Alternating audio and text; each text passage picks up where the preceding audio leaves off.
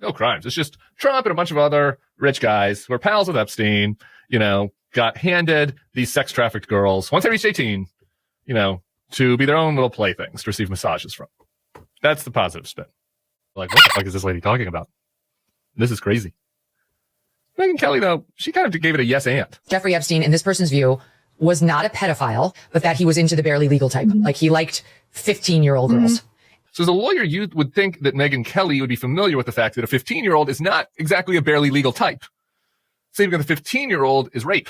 It's giving you facts. That he wasn't into, like, 8-year-olds, but he liked the very young teen types that could pass for even younger than they were, but would look legal to a passerby. I thought about this. And I was like, okay, it's just so outrageous and outlandish on its face.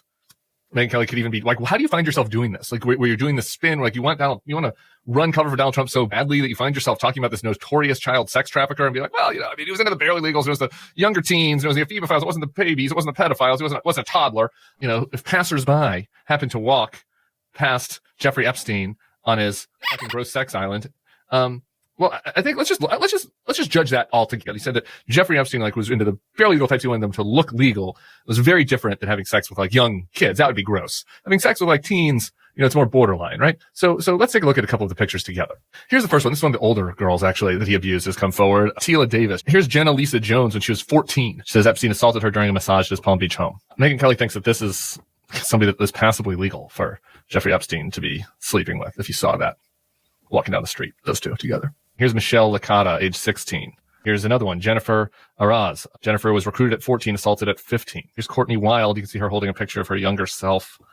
And it's just, it looks like my friend's kid who's 10 to me. I like that picture. This is sick. This is sick.